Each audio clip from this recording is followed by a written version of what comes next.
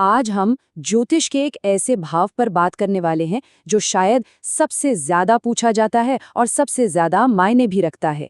जी हाँ, हम बात करेंगे 7वें भाव की, जो हमारे जीवन के हर रिश्ते की नींव है।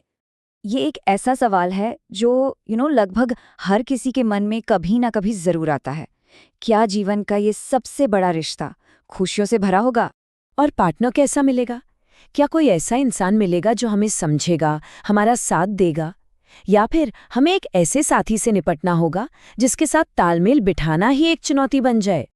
देखिए, ये सवाल सिर्फ निजी रिश्तों तक ही सीमित नहीं है। ये हमारे प्रोफेशनल रिश्तों पर भी उतना ही लागू होता है। क्या हमारी साझेदारियां तरक्की का कारण बनेंगी या फिर नुकसान का? तो ये जो सारे सवाल हैं, इन सभी का जवाब हमारी जन्म कुंडली के एक ही घर में छिपा है। तो चलिए आज इसमें गहराई से उतरते हैं और 7वें भाव के रहस्यों को परत दर परत समझते हैं। सबसे पहले बिल्कुल बेसिक से शुरू करते हैं। आइए 7वें भाव की बुनियादी पहचान को समझें। ये आखिर है क्या और ज्योतिष में इसका आधार क्या है?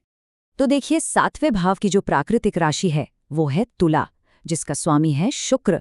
इसका तत्व है वायु, जो संबंधों और कम्युनिकेशन को दिखाता है, और इसका चर स्वभाव रिश्तों में आने वाले उतार चढ़ाव को बताता है। सबसे जरूरी बात यह है कि ये एक केंद्र भाव है, यानी जिंदगी का एक मजबूत स्तंभ, पर साथ ही ये एक मारक भाव भी है, जो जीवन में बड़े बदलाव या किसी चीज के अंत का भी संकेत दे सकता है। संस्कृत में इसे युवती भाव या कलत्र भाव भी कहते हैं। सीधे शब्दों में ये सीधे तौर पर विवाह, हर तरह की पार्टनरशिप और बाहरी दुनिया के साथ हमारे संबंधों को दिखाता है।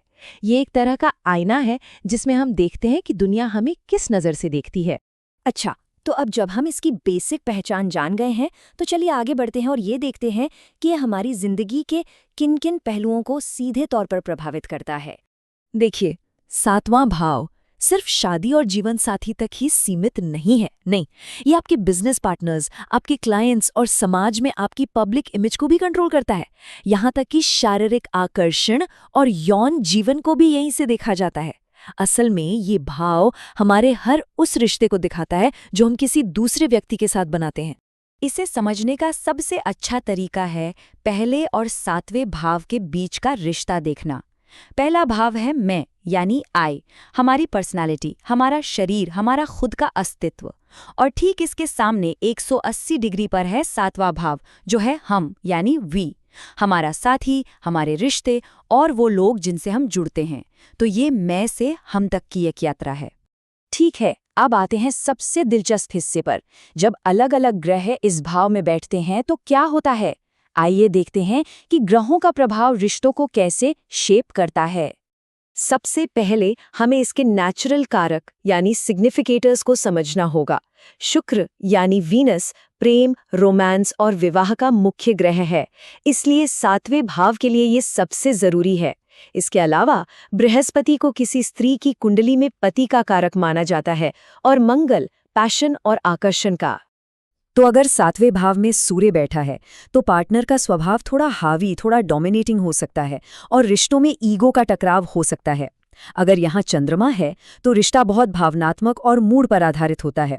और मंगल, ये एक जुनून और ऊर्जा से भरा संबंध देता है, लेकिन ये संघर्ष और विवाद भी पैदा कर सकता है, जिसे हम मांगलिक प्रभाव भी कहते हैं। अब अगर यहाँ बुध हो तो एक इंटेलेक्चुअल पार्टनर मिलता है। यहाँ बातचीत ही रिश्ते की नींव होती है। बृहस्पति यहाँ एक समझदार और स्थिर जीवन साथी का आशीर्वाद देता है। और शुक्र तो इस भाव का कारक ही है, इसलिए इसे यहाँ सबसे अच्छा माना जाता है। ये एक रोमांटिक, सामंजस्यपूर्ण और आकर्षक रिश्ता देता है। और अंत में शनि यहाँ विवाह में देरी कर सकता है, लेकिन ये एक बहुत ही गंभीर और लंबे समय तक चलने वाला बंधन भी देता है। राहु एक अनकन्वेंशनल यानी अपरंपरागत विवाह का कारण बन सकता है, जैसे कोई विदेशी साथी या इंटरकास्ट मैरिज। और केतु रिश्ते में एक तरह का अलगाव या डिटैचमेंट पैदा कर सकता है, लेकिन ये एक गहरा आध्यात्मिक संबंध भी बना सकता है। तो अब सवाल ये है कि हम ये कैसे तय करें कि 7वें भाव का नतीजा अच्छा होगा या बुरा? ये सब कुछ इस भाव की ताकत पर निर्भर करता है। तो चलिए देखते हैं कि इसकी ताकत का विश्लेषण कैसे किया जाता है। ये स्लाइड इसे बहुत साफ साफ दिखाती है। अगर 7वां भाव मजबूत है तो एक सुखी विवाह, एक सपोर्टिव पार्टनर और सफल बिजनेस पार्टनरशिप मिलती है। वहीं दूसरी तरफ अगर 7वां भाव कमजोर है तो रिश्तों में लगातार झगड़े, अलगाव, तलाक और व्यापार में नुकसान का कारण भी बन सकता है। तो इस भाव की ताकत देखते कैसे हैं?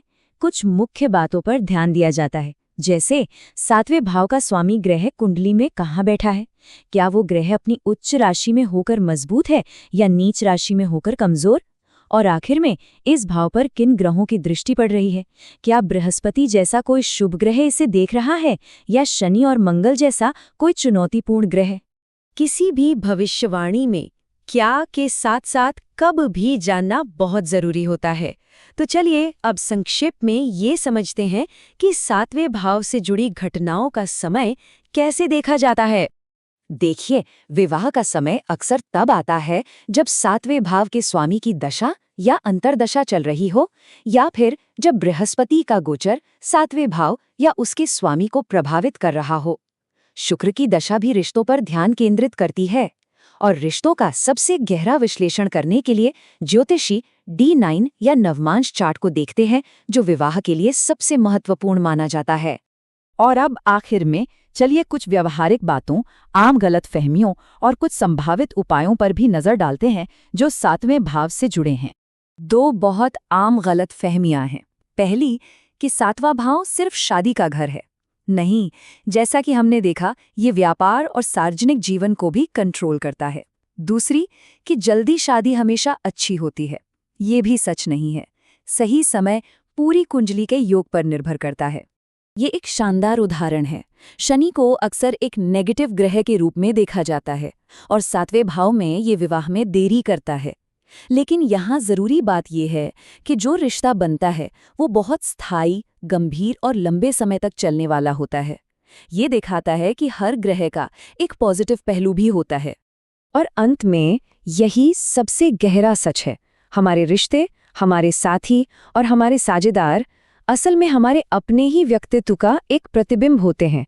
7वां भाव एक आईने की तरह है जो हमें दिखाता है कि हम भीतर से कौन हैं।